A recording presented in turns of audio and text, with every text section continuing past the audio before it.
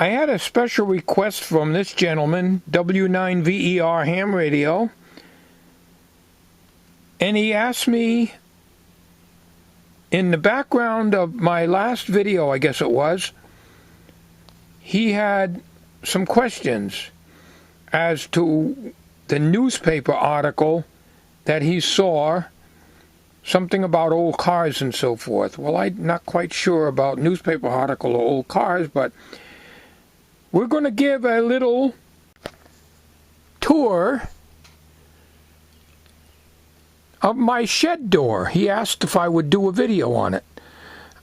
Well, I'm a very accommodating type of guy, so I don't have any problem with that. But it's not what you think it is. It's not a newspaper article, and I'm going to go show you right now. Let's get a little closer.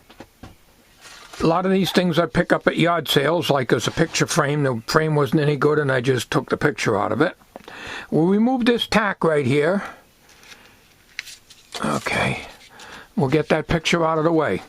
All right, I do notations. I have notations all over my shed, written on everything. The door is painted white, and there's pieces of paper here and so forth.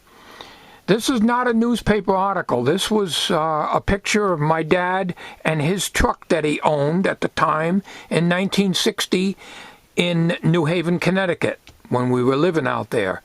My dad was a landscape gardener, and this is simply a picture I printed off after scanning it in from the photo album and just did it on simple paper. Nothing fancy, not even photo paper. It's an old picture, so probably it looks like a newspaper article, but it was not. These are all notations. When I do an oil change of plugs and so forth in various vehicles. Back when I had better eyesight, I got drill bit sizes and so forth here, which now I need a super magnifying glass to read. Air cleaner types that I always save the end tag from, so I can remember when I go to Walmart or whatever and buy another air filter, I'll know what the vehicle takes. That happens to be the one for the 90 van. And settings for my Christmas tree timer, candy cane lights on the front porch, information about my MTD snowblower, different types of tin snips. Nothing really good at all and entertaining whatsoever. Type of spark plugs that I used. When the clutch was done in my 91 Dodge Dakota, which is grabby as hell right now. It only lasted 3 months. It's no better than it was before. More information on the 90 van, like my wife drives it, when I put the serpentine belt in, and so forth. Here is a photo I did in my digital camera years ago of Storyland and up in New Hampshire. And I just took and printed the picture out. Here is a photo that I did and scanned it on regular paper. Printed it out on regular paper, I should say, of my shed before I built all this addition and stuff. Rules for horseshoe games. Copper pipe.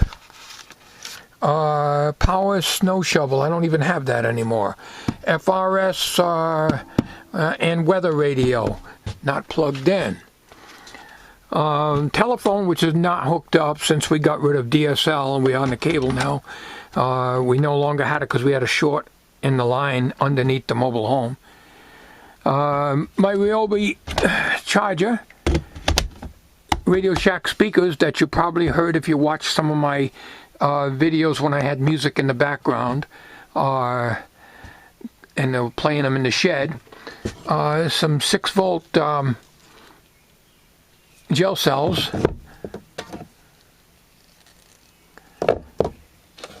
Nothing fancy, you know, but I did want to give you a tour of a kid's lunchbox. I believe my wife had that. I think that was her brother's. I'm not sure. There's some old, I guess, floppy disks. I'll hold the camera up there. I can't quite tell. And over here we just keep the Christmas decorations and stuff. There's 4 crates of these things that I have to bring in every year. Information on my Coleman generator, which is right here, which we used until I got the 3500 watt one.